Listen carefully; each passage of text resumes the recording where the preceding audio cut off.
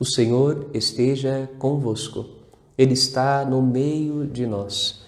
Proclamação do Evangelho de Jesus Cristo, segundo João.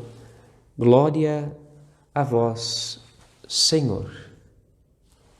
Depois de lavar os pés dos discípulos, Jesus lhes disse: em verdade, eu vos digo, o servo não está acima do seu senhor e o mensageiro não é maior do que aquele que o enviou. Se sabeis isto e o puserdes em prática, sereis felizes. Eu não falo de vós todos. Eu conheço aqueles que escolhi, mas é preciso que se realize o que está nas Escrituras. Aquele que come o meu pão levantou contra mim o calcanhar. Desde agora eu vos digo, antes de acontecer, a fim de que quando acontecer, creiais que eu sou. Em verdade, eu vos digo, quem recebe aquele que eu enviar, me recebe a mim. E quem me recebe, recebe aquele que me enviou. Palavra da salvação. Glória a vós, Senhor.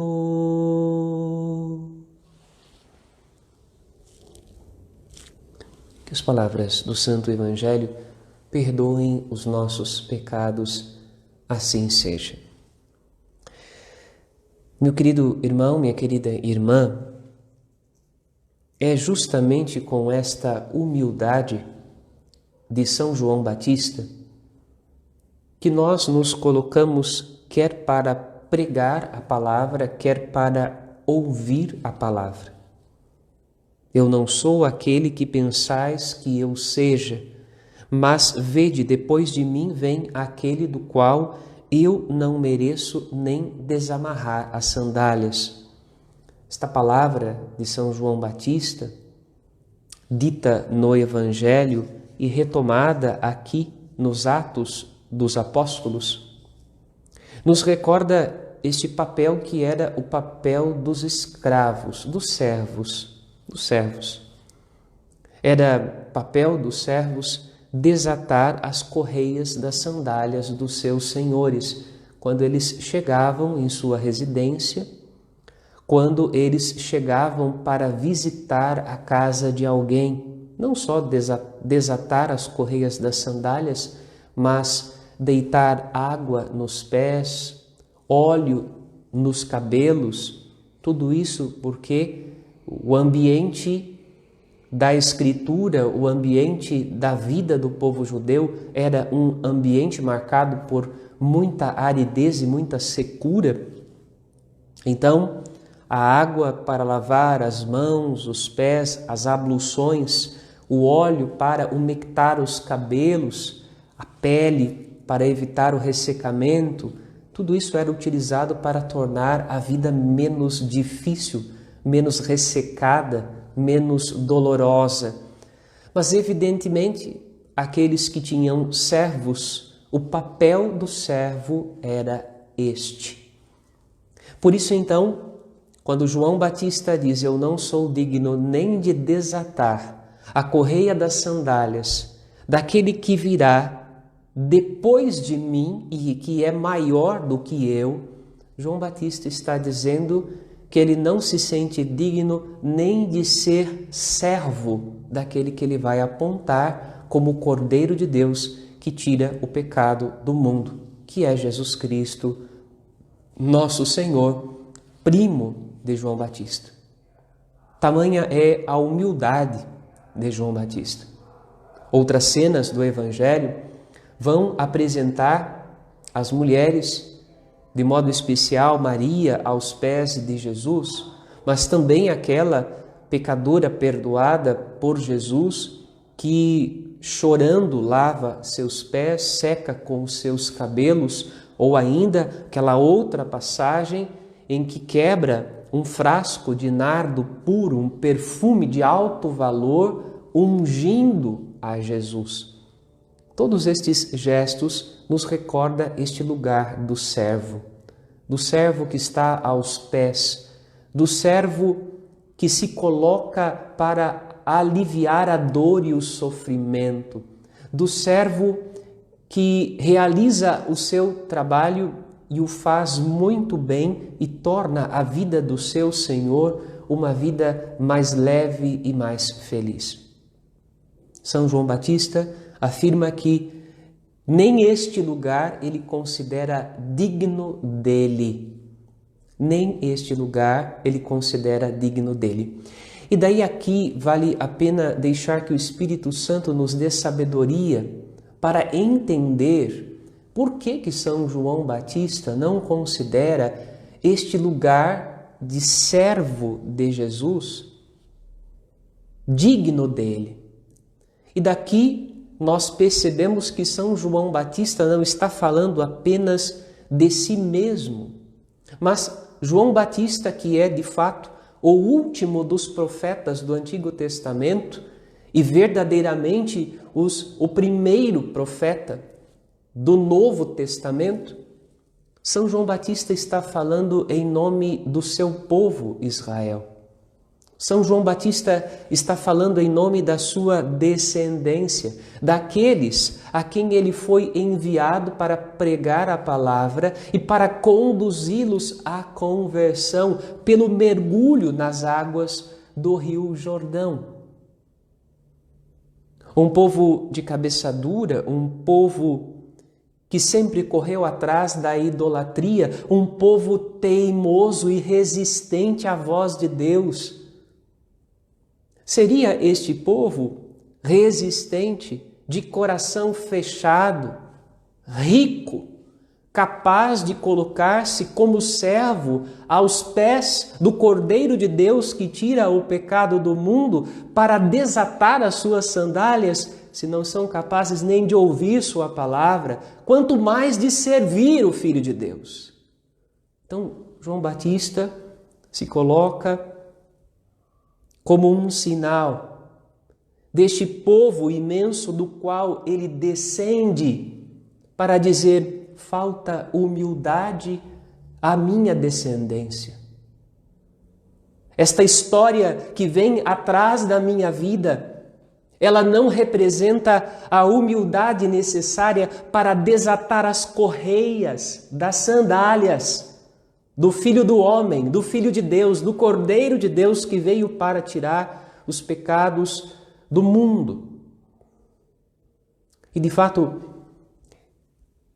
exige-se muita humildade, é necessária muita humildade para que nós nos coloquemos aos pés de Jesus.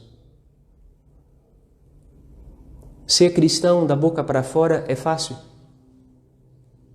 Dizer-se discípulo de Jesus não é difícil. E agora, em tempos que vivemos, em tempos de pandemia, é até muito mais fácil, porque esta fala ela não precisa ser presencial, ela não compromete objetivamente as pessoas na realidade de suas vidas. Basta simplesmente dizer diante de uma câmera, basta simplesmente proclamar através de um áudio. Dizer isto com o coração é outra coisa. O compromisso de vida é outra coisa completamente diferente. E é disso que Jesus fala no Evangelho. Depois de lavar os pés dos discípulos, Jesus disse: vocês entenderam o que eu fiz, fazei o mesmo. O servo não é maior do que o seu Senhor. E daí Jesus recorda: olha, lavei os pés de todos vocês, até daquele que me haverá de trair, até daquele que me apunhala pelas costas, até daquele que come o pão no meu prato e depois vira as costas para me trair. A ninguém, Jesus deixa de servir. Antes, pelo contrário, como diz o Salmo 88, o amor é garantido para sempre. Antes do temor, vem o amor. O amor é eterno. O amor é Deus. E o amor é garantido desde toda a eternidade. E a servidão, o gesto de servir de Jesus, existe porque Ele é amor. Ele é a expressão do amor. Por isso, então, aprender com Jesus é aprender uma lição muito antiga. Uma lição que antecede a criação do mundo e do ser humano. Aprender com Jesus a servir é aprender a amar como Deus ama. Aprender a doar-se como Deus se doa. Aprender a servir como Deus serve. E é isto que Jesus quer ensinar aos seus discípulos. Em outro momento, Jesus disse isso para eles. Se vocês fazem a mesma coisa que todo mundo faz, por que é que vocês são melhores? Se vocês repetem o orgulho e a malvadez, se vocês imitam as ações daqueles que vocês criticam e abominam, em que vocês são diferentes? Sede, pois, diferentes, no serviço e na caridade, na humildade e na doação, lavando os pés uns dos outros, até dos vossos inimigos. Esse ensinamento está no coração do Evangelho.